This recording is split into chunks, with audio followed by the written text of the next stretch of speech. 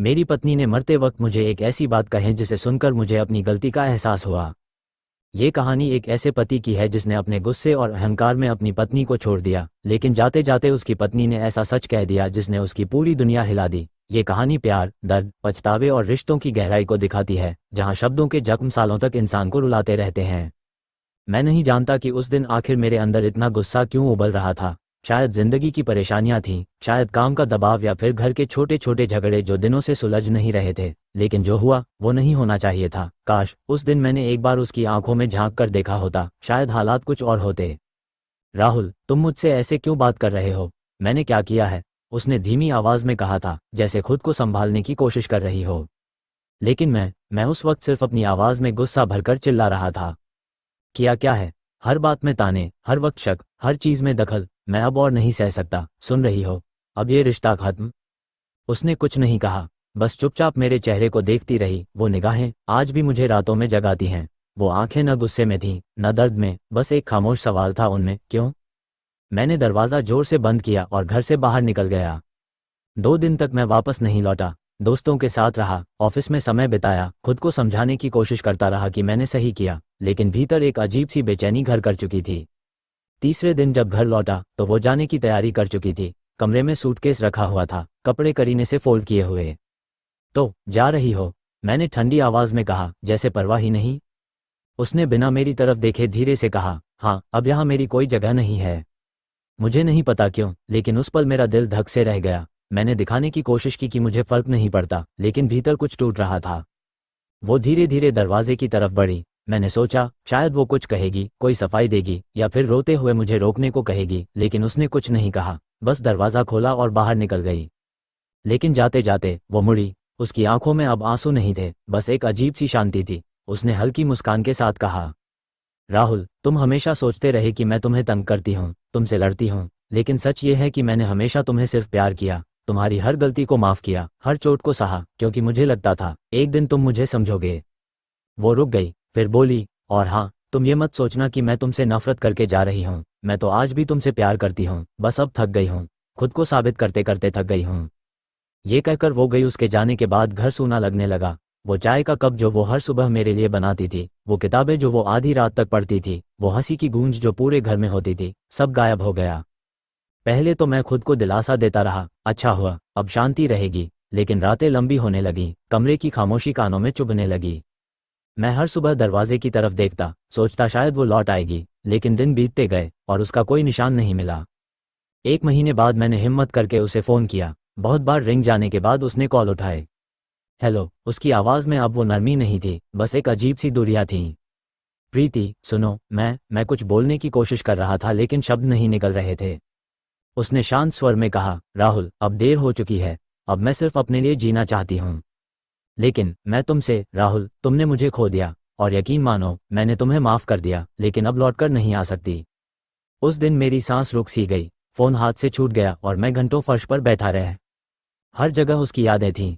सोफे पर रखी उसकी दुपट्टा, अलमारी में रखी उसकी खुशबू, दीवारों पर टंगे उसकी पसंद के फ़ोटो, सब मुझे चिढ़ाते थे कि मैंने किसे खो दिया है। मैंने खुद को काम में डुबो दिया, दोस्तों में खोने की कोशिश की, लेकिन वो खालीपन, वो अब भी वहीं था। 6 महीने बाद एक शाम मुझे उसके कॉलेज की दोस्त से पता चला कि प्रीति दूसरे शहर चली गई है। नई नौकरी, नई जिंदगी, और हाँ, उसने कहा था, मैं अब सिर्फ खुश रहना चाहती हूँ। उस दिन मुझे एहसास हुआ कि खुशियाँ सिर्फ उसका हक नहीं थीं, बल्कि वो हक मैंने उससे छीन लिया था। और अब 2 साल हो गए हैं। मैं आज भी हर रात उसकी कही आखिरी बात याद करता हूँ। मैं आज भी तुमसे प्यार करती हूँ, बस अब थक गई हूँ। उसकी वो मुस्कान, उसकी आंखों की वो शांति, सब कुछ मेरी नींद उड़ा देती है। काश उस दिन मैंने गुस्से को काबू में रखा होता, काश मैंने उसे समझने की कोशिश की होती, काश मैंने एक बार उससे कहा होता कि मैं भी तुमसे प्यार करता हूँ। लेकिन अब सिर्फ पछतावा रह गया है, और उन यादों का बोझ जिसने मेरी रूह तक को थका दिया है। 2 साल हो गए थे, 2 साल, लेकिन एक भी दिन ऐसा नहीं गुजरा जब मैंने उसके बारे में ना सोचा हो। हर सुबह उठते ही पहला ख्याल उसका आता, रात को सोने से पहले आखिरी ख्याल भी वही होता। जिंदगी चल रही थी, लेकिन बिना रूह के। काम में खुद को डुबोने के बाद भी वो खालीपन, वो सन्नाटा हमेशा आसपास रहता। एक दिन ऑफिस में प्रमोशन की खबर आई, सब खुश थे, पर मुझे कोई फर्क नहीं पड़ा। मेरे पास सब कुछ था, पैसा, नाम, शोहरत, बस वो नहीं थी जो मेरी जिंदगी की असली वजह थी। उस शाम मैं घर लौटा तो अलमारी से पुराना फोटो एल्बम निकाला।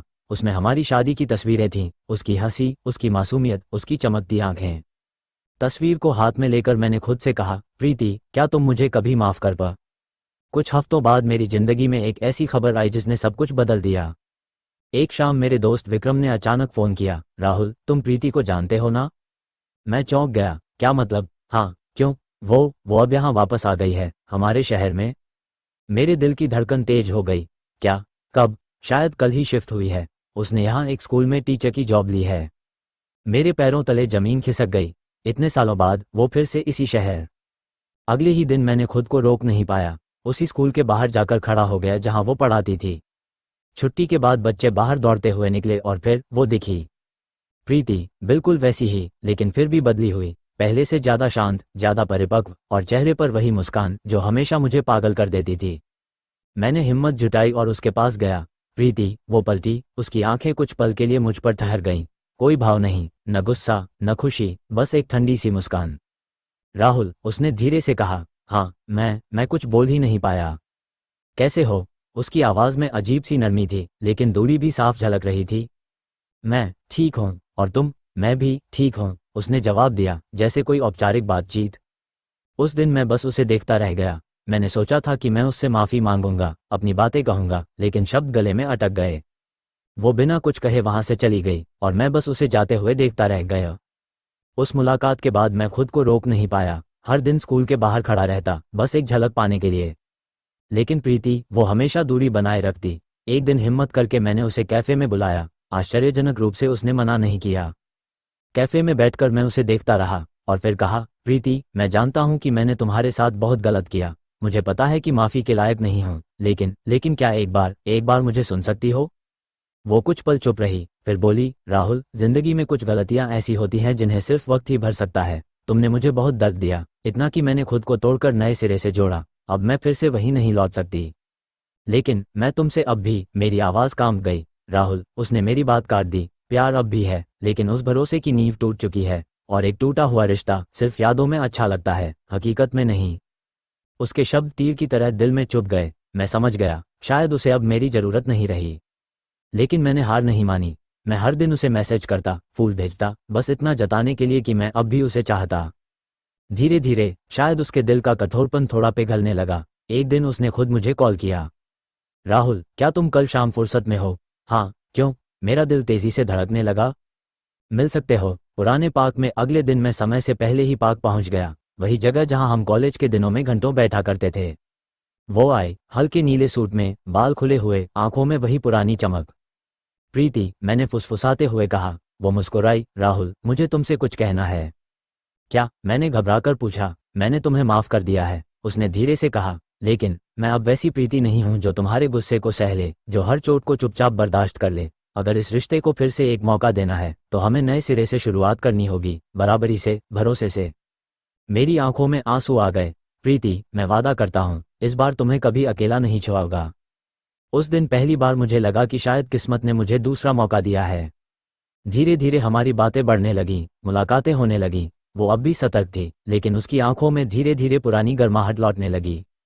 एक दिन जब हम दोनों समुंदर किनारे बैठे थे, प्रीति ने कहा, राहुल, शायद मैं तुम्हें कभी पूरी तरह भूल नहीं पाई, लेकिन अब मैं चाहती हूं कि हमारी कहानी फिर से लिखी जाए, बिना किसी दर्द के, सिर्फ प्यार के साथ। मैंने उसका हाथ थामा और मुस्कुराते हुए कहा, और इस बार मैं तुम्हें खोने नहीं। आज, महीनों बाद, जब मैं उसे अपने घर में देखता हूं, उसकी वही मुस्कान, वही मासूमियत, तो बस दिल में यही दुआ निकलती है, शुक्र है, उसने मुझे दूसरा मौका दिया। वो सुबह बहुत खूबसूरत थी। हल्की बारिश की बूंदें खिड़की पर गिर रही थीं और मैं रसोई में कॉफी बना रहा था। अचानक पीछे से किसी के कदमों की आहट आई और मैंने मुड़कर देखा। प्रीति, बाल खुले हुए, आंखों में वही नर्म चमक और मुस्कुराहट जो मेरे पूरे दिन को रोशन कर देती थी। कॉफी मेरे बिना? उसने हल्के से भौहें चढ़ाईं। मैं मुस्कुराया, सोचा आज तुम्हें जगाकर परेशान न करूं। उसने आकर मग मेरे हाथ से लिया और चुस्की लेते हुए बोली, राहुल, अब भी वही हो, हमेशा सबके लिए सोचने वाले, लेकिन अपनी फीलिंग्स को छुपाने वाले। मैंने उसकी आंखों में देखा, अब छुपाना नहीं चाहता प्रीति, अब सब कुछ साफ साफ कहना चाहता हूं, तुमसे भी, खुद। हमने एक नई शुरुआत की थी, लेकिन दिल के किसी कोने में डर अब भी मौजूद था कि कहीं फिर से वही गलतियां न दोहराई जाएं। प्रीति अब पहले जैसी नहीं रही थी। उसने अपने लिए सीमाएं तय कर ली थीं और मैं उन सीमाओं का सम्मान करता था। लेकिन कई बार ऐसा होता कि पुरानी बातें याद आ जाती। एक शाम जब हम दोनों सोफे पर बैठे फिल्म देख रहे थे, अचानक उसने टीवी म्यूट कर दिया और गंभीर आवाज में बोली, राहुल, अगर फिर कभी ऐसा हुआ, अगर तुमने फिर कभी मुझे वो दर्द दिया, तो मैं बिना कुछ कहे हमेशा के लिए चली जाऊंगी। मैंने उसका हाथ थामा और कहा, कसम है तुम्हारी प्रीति, अब तुम्हें कभी रुलाऊंगा नहीं। उसने हल्की मुस्कान दी, लेकिन उसकी आंखों में छुपा डर मैं साफ देख। धीरे धीरे हमारा रिश्ता गहराने लगा। वो ऑफिस से लौटते ही मेरी पसंदीदा चाय बनाती और मैं उसके लिए रात का खाना पकाता। वो हंसते हुए कहती, राहुल, तुम्हें तो शेफ बन जाना चाहिए था। और मैं हंसकर कहता, बस तुम्हारे लिए ही पकाना आता है मुझे। लेकिन जिंदगी हमेशा आसान नहीं होती।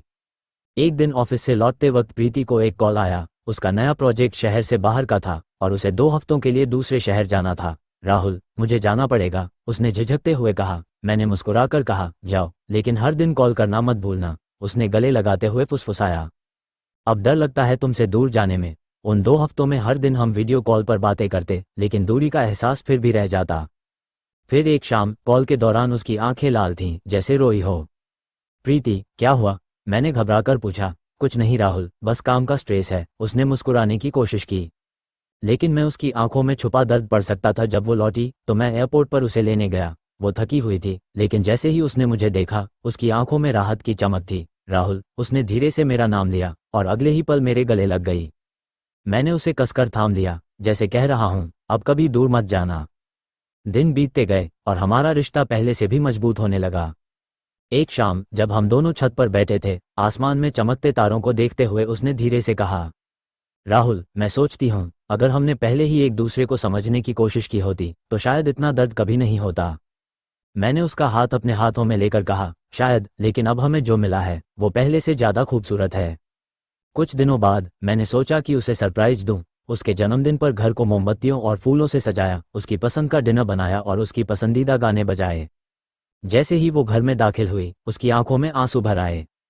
राहुल, ये सब मेरे लिए, मैंने मुस्कुराकर कहा। हमारी नई जिंदगी का नया पन्ना है ये, अब सिर्फ मुस्कानें होंगी, आंसू नहीं। उस रात हम देर तक बातें करते रहे, अपने सपनों के बारे में, भविष्य के बारे में। लेकिन किस्मत को कुछ और ही मंजूर था। एक दिन अचानक प्रीति की तबीयत बिगड़ गई। तेज बुखार, कमजोरी, डॉक्टर ने कहा। कोई बड़ी बात नहीं, बस आराम की जरूरत है। मैंने ऑफिस से छुट्टी ली और हर वक्त उसके पास रहने लगा। उसे दवाई देता, खाना खिलाता और उसके पास बैठकर किताबें पढ़ता ताकि वो अकेलापन महसूस न करे। वो मुस्कुराकर कहती, राहुल, तुम्हारे बिना मैं क्या करती? मैं उसका माथा चूमकर कहता, तुम्हें अब कभी अकेला नहीं छोड़ूंगा प्रीति। धीरे धीरे वो ठीक हो गई और जिंदगी फिर से सामान्य होने लगी। हमने तय किया कि अब हम अपनी जिंदगी में एक नया कदम बढ़ाएंगे, शादी की नई प्रतिज्ञा, इस बार प्यार और भरोसे की मजबूत नींव पर। शादी का दिन आया, घर में फिर से वही रौनक थी, वही खुशबू, वही उत्साह। प्रीति लाल जोड़े में बेहद खूबसूरत लग रही थी और मैं उसे देखते हुए सोच रहा था, शुक्र है, इस बार मैंने उसे खोने नहीं दिया। आज जब मैं ये बातें लिख रहा हूँ, प्रीति मेरे सामने बैठी है, मुस्कुराते हुए चाय की चुस्कियां ले रही है। हमारी जिंदगी में अब भी उतार चढ़ाव हैं, लेकिन फर्क बस इतना है कि अब हम साथ में उनका सामना करते हैं। कभी कभी वो मजाक में कह देती है, राहुल, अगर फिर से गुस्सा किया तो याद रखना। और मैं हंसते हुए उसका हाथ पकड़कर कहता हूँ, अब गुस्सा सिर्फ दुनिया पर करूंगा, तुम पर नहीं। कहते हैं, प्यार तब खूबसूरत होता है जब उसमें दूसरे मौके की ताकत हो, और हमने उस मौके को थामा, हमेशा के लिए। शादी के बाद की वो पहली सुबह आज भी मुझे याद है। हल्की सी धूप कमरे में फैल रही थी और प्रीति खिड़की के पास खड़ी चाय के कप में चीनी घोल रही थी। उसकी मांग में सजा सिंदूर, माथे पर छोटी सी बिंदी और उसके चेहरे पर वो हल्की सी मुस्कान। मैंने सोचा, काश समय यहीं थम जाए। मैंने पीछे से जाकर उसे गले लगाया। सुप्रभात मिसेज राहुल। उसने मुस्कुराकर सिर झुका लिया। अब सिर्फ राहुल नहीं, पूरा नाम बोलो, राहुल वर्मा। उस दिन मैंने खुद से वादा किया था कि अब कभी उसे रुलाऊंगा नहीं।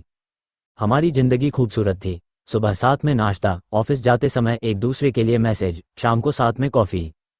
सब कुछ परफेक्ट लग रहा था। लेकिन जिंदगी में कभी भी सब कुछ परफेक्ट नहीं रहता। छोटे छोटे मतभेद धीरे धीरे उभरने लगे। एक दिन ऑफिस से लेट लौटने पर प्रीति ने गुस्से में कहा, राहुल, तुम्हें मेरी परवाह नहीं है। मैं थका हुआ था, झुंझलाहट में बोल बैठा। प्रीति, प्लीज, हर चीज में ड्रामा मत करो। उसके चेहरे पर वो पुराना दर्द लौट आया और मैं समझ गया कि मैंने फिर गलती कर दी है। उस रात मैंने उसका हाथ पकड़कर कहा, सॉरी, मैं अब समझने की कोशिश करूंगा। सच में।